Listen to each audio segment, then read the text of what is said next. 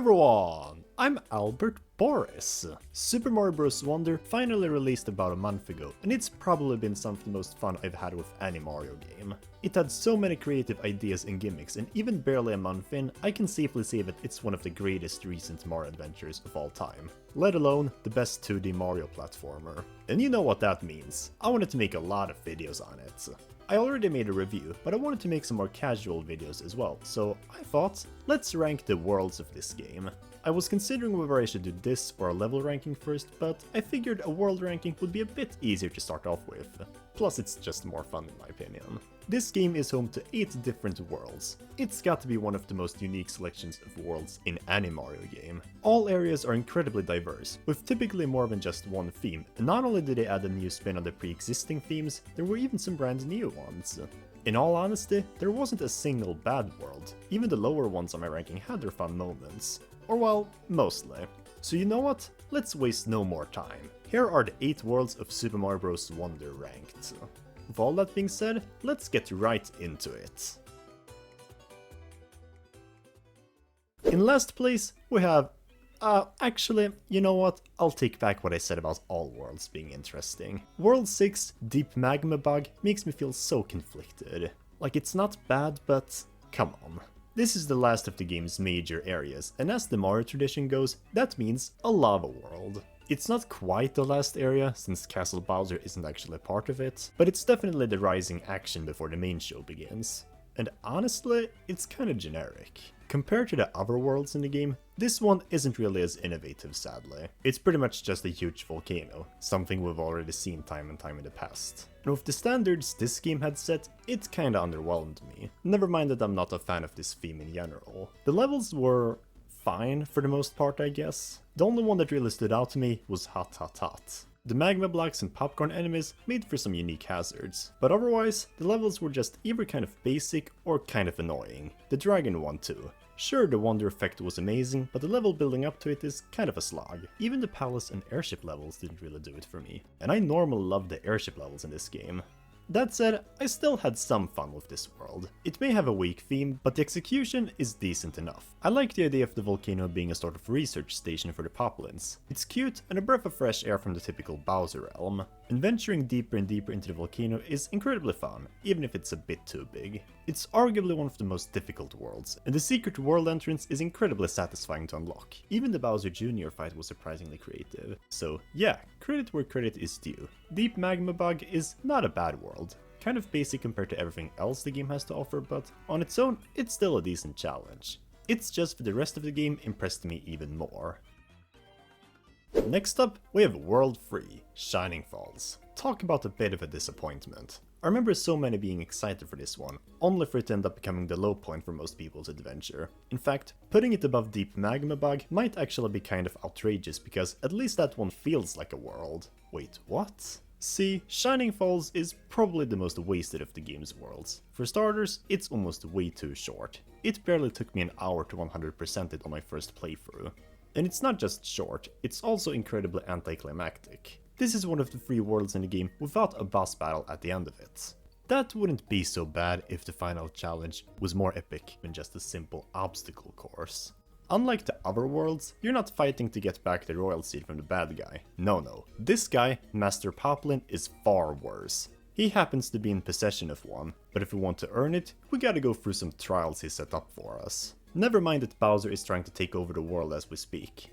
At least Bowser Jr. doesn't pretend he's good. On the whole, it feels more like a side quest than a full-fledged world, because the levels here aren't just trials in name. On average, they feel a lot more puzzle-based than in other worlds, like this one, where I have to manipulate a Hoppy Cat to gain the purple coins. Even the music is a lot more calm, and overall, I guess it's fine. I think the levels are kinda underwhelming, but I enjoy a puzzle from time to time, and it does kinda fit the trial aspect of this world. Although, ironically, the level that stuck out the most to me was the one where you just dashed for 20 seconds. What puts Shining Falls above World 6 though is just the general setting. My goodness, is it unique. The entire landscape is pretty much made of these cubic blocks and polygonal structures, and it gives the world a very unique feel, almost reminiscent of something like Minecraft. I wish we could have gotten a more standard world based on it, but hey, I guess it's fine. For those reasons, I slightly prefer it over Deep Magma Bog, although it's not a huge difference. In the end, both are fine worlds that suffer more setbacks than the rest of the game, and I will always stand by that the final trial should have been a boss of some sort. It didn't have to be Bowser Jr., but there could have at least been something more satisfying than this. And way too many wonder effects rely on the Happy Cat form, but overall, it's a cool map. Just not as memorable as what's coming up next. At number 6, we have the Special World. Just like every other Mario game, this one is also home to an unlockable secret area. In this case, you unlock each of its 7 main levels by finding a secret exit in the main worlds. I will never forgive you, Shining Falls. I looked everywhere, only to find out you were supposed to ask for it. I spent hours of my life. It's a bit like the Star Road in Super Mario World that way. Once you beat them all, you gain access to the main plaza, which has 3 more levels in store for you, all aptly titled Semi-Final, Final, and Final Test. Great choice of names, by the way. Oh yeah, and also a more busted Poplin shop. These levels are pretty much harder versions of stuff we've already seen, although exactly how difficult it is another question. On one hand, you have the Beat Block, Pinball, Piranha Plant Tree Prize, and the Final Test. All 4 some of the most difficult and unique challenges this game has to offer. But then you've also got this level where you're just bouncing on a hop over 30 seconds, and another one where you're slowly avoiding hazards in a free fall. And while I do love a Geometry Dash callback, it definitely felt a bit straightforward. Even the fake out final level was surprisingly easy to me. That said, I still had a lot of fun with this world, and I respect it for being the only area in the game to give me serious trouble. Especially that dreaded Goomba trial. You know what you did, and I will never forgive you. On an unrelated note, however, I remember back in September when I predicted levels for this game. One of them involved a treetop level above a 4-clover forest, and while we didn't get that per se, I was pleasantly surprised to find out that the theming of this world was kind of that. So that's cool. Still, it's just good. While I greatly enjoyed most of the challenges, I feel like it would be unfair to rank it above some of the more cohesive areas of the game. It was more interesting than Deep Magma Bog or Shining Falls, but that's it, unless we maybe get DLC.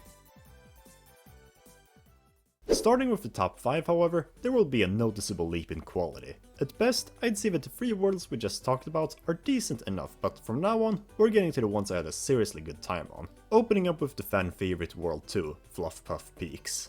My, this is so beautiful. It seems like when the first trailer for this game came out, a lot of people were most anticipating this world, and I can definitely see why. The peculiar tree, the serene music, it's all just a really beautiful experience. You start off on a snowy wasteland, which is fine, I guess. I mean, besides Condarts away, there were pretty average snow levels. Not bad, but not particularly interesting either. Luckily, you get to climb to the tree pretty soon, which is definitely where this world peaks. I love the journey of getting higher and higher up.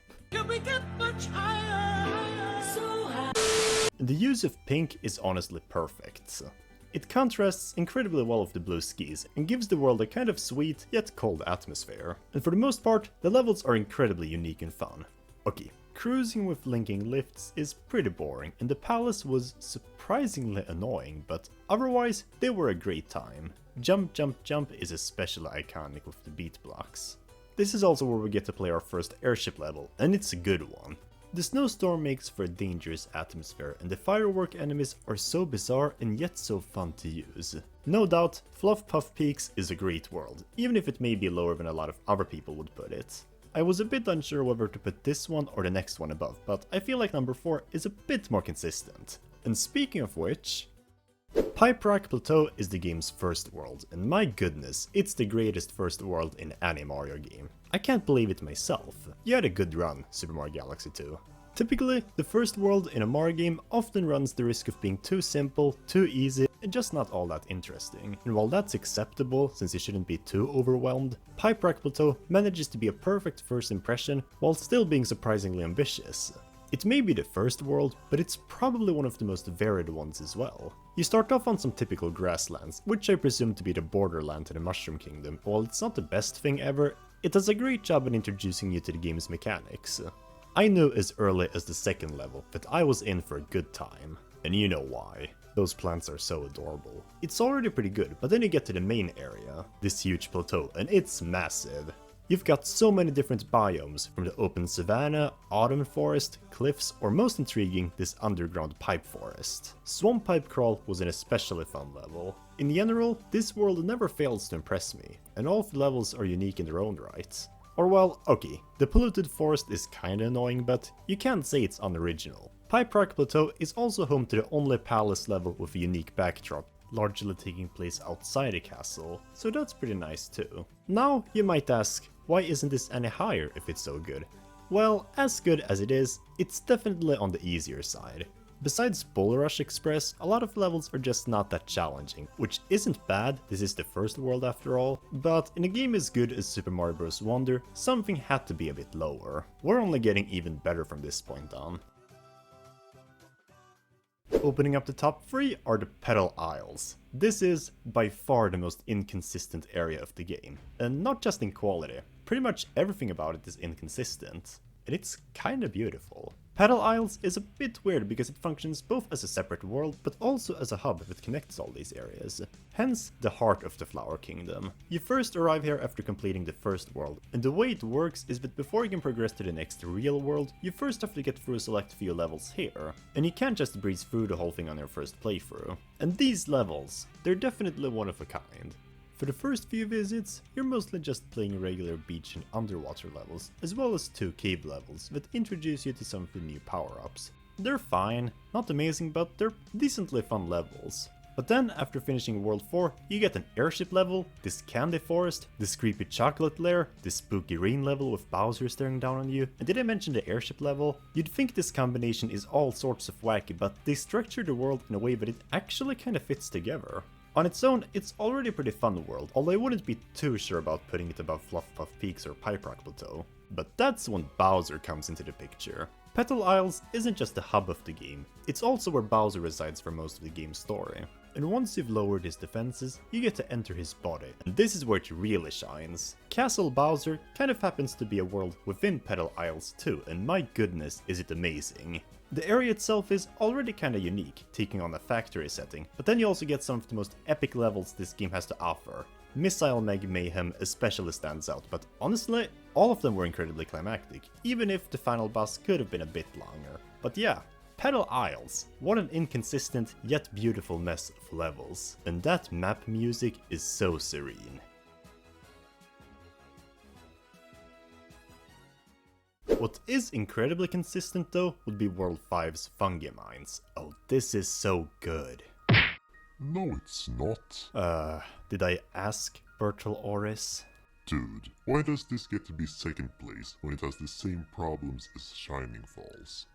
Just let me explain myself, alright? But yeah, in my opinion, this is probably the most underrated world in the game, and while I'm not surprised, I am kinda disappointed by that. Because visually, this is by far my favorite world. The forest theme is already one I have a soft spot for, but instead of trees, this time you've got an uncanny valley with overgrown mushrooms. It feels right out of a fantasy world, and it's gorgeous. The first level is already imaginative enough, but then you have to deal with poisonous swamps, dark matter, and King Boo chasing you around in a mansion.